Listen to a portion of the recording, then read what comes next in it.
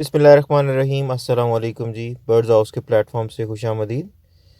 आज का टॉपिक हमारा feed plan of layer, layer मुर्गी की खुराक का फीड प्लान या शेड्यूल, और इसके साथ साथ लेयर मुर्गी की तैयारी में या उसकी ख़रीदारी में जो की जाने वाली जाने अनजाने में गलतियां हैं, कमी बेशी जो रह जाती है, उस पर बात होगी। सबसे पहले मैं आपको बताता चलता हूँ कि देर आर 3 कैटेगरीज, 3 कैटेगरीज आ जाती हैं मुर्गियों की। हम मुर्गियों को 3 कैटेगरीज में डिवाइड करते हैं। एक ऐसी कैटेगरी आ जाती है जो खालिसतन हम ऐसी वो साख्त है मुर्गी की कि हम उससे गोश्त की पैदावार जल्दी हासिल कर सकते हैं, और ऐसी मुर्गी को जिससे हम गोश्त जल्दी और वाफर मिकदार में हासिल कर सकते हैं उसे हम ब्रॉयलर कहते हैं। फिर प्रोटीन की ज़रूरत और अंडे की ज़रूरियात को पूरा करने के लिए जो मुर्गी है उसे हम लेयर मुर्गी कहते हैं, जिससे हम अंडे हासिल करते हैं। ठीक हो गया। और फिर इसके साथ साथ हमारे पास तीसरी कैटेगरी की जो आ जाता है वो ब्रीडर्स आ जाते हैं। ब्रीडर फ्लॉक ऐसा आता है जिसके अंदर नर मादे मेल फीमेल दोनों मौजूद होते हैं, जिनके अंडे जो उनसे हैं जरखेज़ अंडे प्रोड्यूस किए जाते हैं और उनसे आगे चूज़ा हासिल किया जाता है। ये 3 कैटेगरीज हैं जी। 3 कैटेगरीज को पहले पहचानना ज़रूरी है ताकि हमें पता हो जी कि हमने जो परिंदा रखा है वो किस पर्पज़ के लिए है। अभी की टॉपिक के ऊपर डिस्कशन जो सी है वो लेयर के ऊपर होनी है। तो लेयर मुर्गी जो सी है वो अंडे के लिए ही इस्तेमाल की जाती है, उससे अंडा ही हासिल किया जाता है। ठीक हो गया जी। अच्छा, लेयर में हमारे पास WLH वाइड लेग हॉर्न जो सी आ जाती है, ठीक है, हाईलाइन आ जाती है, आस्ट्रोलप आ जाती है, RIR आ जाती है, प्लाईमाउथ आ जाती हैं, जो कमर्शियल लेवल पे इनसे काम लिया जा रहा है अंडे हासिल करने का। और पाकिस्तान के अंदर इनको इन नस्लों से बाकायदा आगे इनकी नस्ल की अफजाइश के लिए इनके साथ नर छोड़े जाते हैं ताकि अंडे जरखेज़ प्रोड्यूस हों और उनसे आगे चूज़ा हासिल किया जा सके। तो बेसिक जो गलती आती है आम मार्केट में हमें सुनने को मिलता है जी कि हमारे परिंदे इतनी एज के हो चुके हैं, इतना वज़न हो चुका है, लेकिन फिर भी वो उनके अंडों की प्रोडक्शन नहीं स्टार्ट कर सके। तो हमें ये सबसे पहले जानना ज़रूरी है कि आप लेयर जो मुर्गी है उसको किसी भी सूरत में एक दिन से लेके चाहे 6 माह तक पहुंच जाए, एक दिन भी आपने ब्रॉयलर की खुराक नहीं डालनी। हरगिज़ हरगिज़ आपने लेयर मुर्गी को ब्रॉयलर की खुराक नहीं डालनी। 4 नंबर नहीं डालनी, ठीक हो गया, 9 नंबर नहीं डालनी, किसी भी सूरत में नहीं डालनी। इसके डालने का नुकसान क्या होता है? इसका नुकसान ये होता है कि जब परिंदा ग्रोथ करता है तो हमें बड़ी खुशी होती है कि हमारा परिंदा 2 माह में तकरीबन किलो के करीब या पौने किलो के करीब पहुंच चुका हुआ है। हम इस बात पे लुत्फ़ हासिल करते हैं जी कि हमारे परिंदे की ग्रोथ अच्छी हो रही है, गोश्त वाली खुराक डाल रहे हैं। लेकिन होता क्या है हकीकत में, जब भी कोई फीमेल बर्ड होता है, फीमेल परिंदा होता है, मादी होती है, जब हम उसको इस तरह की खुराक देते हैं गोश्त के लिए, वो गोश्त तो बढ़ा रही होती है लेकिन उसमें चर्बी का अंसर जो सा है जिसे हम फैट कहते हैं वो उसकी तहें चढ़नी शुरू हो जाती हैं। और ख़ुसूसी तौर पे जो ओवरी होती है जिसमें अंडा बनता है, जहाँ पे जो कह सकते हैं अंडा बनाने की मशीन जिस्म के अंदर जो सी है ओवरी, उसके इर्द गिर्द चर्बी की मोटी तह आ जाती है। फिर ऐसे लोग क्लेम करते हैं जी, जिनकी मुर्गियां अंडा नहीं दे रही होती, कि हमने फीड तो बड़ी अच्छी इस्तेमाल की, हमारे परिंदे ने ग्रोथ भी अच्छी की, मल्टीविटामिन्स भी इस्तेमाल किए हैं, लेकिन हमारी मुर्गी अंडा नहीं दे रही। तो सबसे बड़ा नुकसान जो माइक्रोस्कोपिकली हम ऑब्ज़र्व कर सकते हैं कि ओवरी के इर्द गिर्द जो सा है वो हमारे पास क्या आ जाती है, चर्बी आ जाती है। फिर अंडा देने की सलाहियत तकरीबन ख़त्म हो जाती है, या शाज़ो नादर फिर वो मुर्गी अंडा दे सकती है। ठीक हो गया। दूसरा इशू जो आता है वो अमूमन हमने देखा है जी कि मार्केट में लोग पूछते हैं मुर्गी ने अंडे हासिल करने, तो उसे अब हम कौन सी खुराक लगाएं? तो उसे सीधा सीधा कह दिया जाता है जी कि 13 नंबर खुराक लगा दें तो आपको मुर्गी अंडा देना शुरू कर देगी। और फिर ये क्लेम किया जाता है कि मुर्गी की प्रोडक्शन ही नहीं पूरी हो रही, मुर्गी पूरे अंडे दे ही नहीं पा रही। तो इस चीज़ से भी बचना है जी।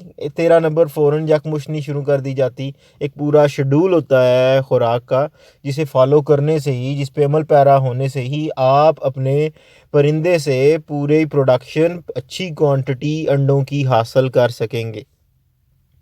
अब मैं इस स्केड्यूल की तरफ जाना चाह रहा हूँ, शेड्यूल समझाना की कोशिश करूँगा पूरी पूरी, और इसको आपने लेयर मुर्गी पे अप्लाई करना है जिस मुर्गी से आपने अंडे हासिल करने हैं। ठीक हो गया।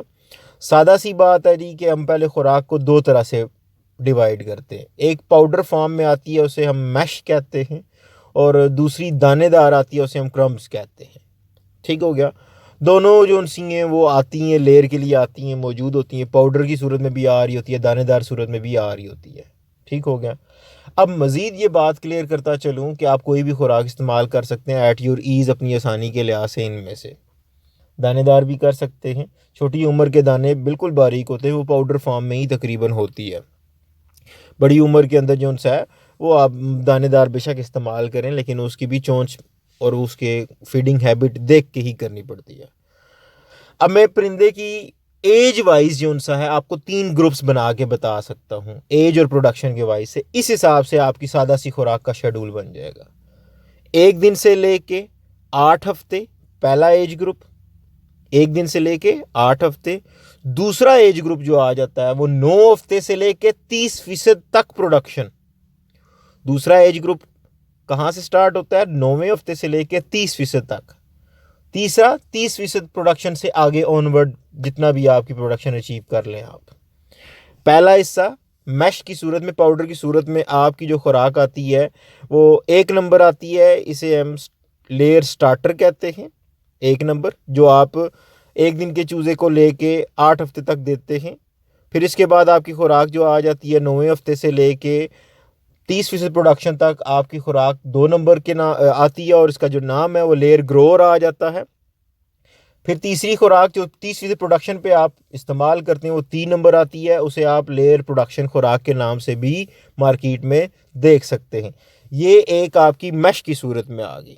अब दूसरी आ जाती है आपकी क्रम्स की सूरत में। सबसे पहले लेयर ग्रोवर, लेयर स्टार्टर आ जाती है जो 11 नंबर आती है, दानेदार में 11 नंबर आती है लेयर स्टार्टर। फिर लेयर ग्रोवर 12 नंबर आती है, जिसमें लेयर की ग्रोथ होती है, जिसमें उसके जिस्म के ज़रूरी जो सिस्टम्स हैं उनकी कंप्लीट डेवलपमेंट होती है। फिर उसके बाद जब 30% आप प्रोडक्शन हासिल कर लें तब जाके आप 13 नंबर इस्तेमाल कर सकते हैं। इससे पहले आप इस्तेमाल करेंगे तो वो आपको नुकसान ही देगी। आपके परिंदे अपने सिस्टम्स को पूरी तरह से डेवलप नहीं कर सकेंगे, जो एनर्जी चाहिए उनको वो उतनी एनर्जी उनको मिल नहीं सकेगी। तो सिंपल सा स्केड्यूल है जी, आपको पता होना चाहिए। 3 हिस्सों में हमने पहले उम्र के हिसाब से डिवाइड किया, 1 दिन से लेके 8 हफ्ते। फिर दूसरा हिस्सा आ जाता है 9वें हफ्ते से लेके 30% प्रोडक्शन, और 30% प्रोडक्शन के बाद तीसरा हिस्सा आ जाता है मैश में।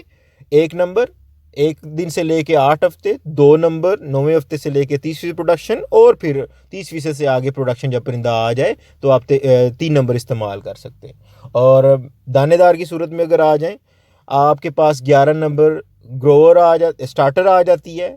फिर उसके बाद ये 1 दिन से लेके 8 हफ्ते तक आ जाती है। फिर 9वें हफ्ते से लेके 30% प्रोडक्शन तक आपके पास 12 नंबर आ जाती है, और फिर आप 13 नंबर का इस्तेमाल 30% की प्रोडक्शन के बाद ही कर सकते हैं। ये जी आपको फीड का स्केड्यूल सादा सा बता दिया। लास्ट में मैं इसका एक पूरा शेयर भी कर दूंगा, लिखा हुआ भी आपके सामने आ जाएगा। इंशाल्लाह हम ये सीरीज़ पूरी एक चलाएंगे, जिसके अंदर हम अब नेक्स्ट हमारा प्लान ये है कि हम आपको फीड एज वाइज कितनी खिलानी है वो बताएंगे। फिर उसके बाद जो है वैक्सीन का स्केड्यूल आ जाएगा। फिर ब्रीडर फ्लॉक की फ़ीड का जो स्केड्यूल है वो भी आपसे हम ज़रूर शेयर करेंगे।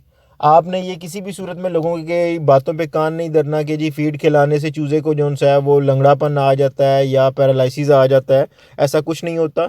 वो ओवर फीडिंग, कॉन्स्टिपेशन और डाइजेस्टिव डिसऑर्डर्स की वजह से ये प्रॉब्लम्स अपीयर हो रहे होते हैं।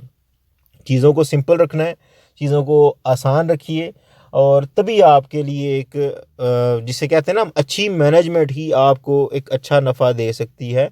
इसके बाद अगर आप कोशिश करेंगे कि ब्रॉयलर की फील्ड लगा के मुर्गी तैयार कर लेंगे, वो उल्टा आपको नुकसान देगा। अल्लाह हम सबको रिज़्क़ हलाल कमाने और खाने की तौफ़ीक अता फ़रमाए, और सच बात आम लोगों तक पहुँचाने की भी तौफ़ीक अता फ़रमाए। मार्केट में आपको बहुत ज़्यादा झूठ मिलेगा, बहुत ज़्यादा फ्रॉड मिलेगा। लेयर मुर्गी लेते हुए भी ये एहतियात आपने ज़रूर करनी है। ठीक हो गया जी, थैंक यू वेरी मच। ये मैं चार्ट शेयर कर रहा हूँ आपसे, और मज़ीद कोई आपको इन्फॉर्मेशन चाहिए हो तो आप हमसे रब्ता कर सकते हैं और हासिल कर सकते हैं। जज़ाकल्लाह खैर जी। अस्सलामु अलैकुम वरहमतुल्लाहि वबरकातुहू।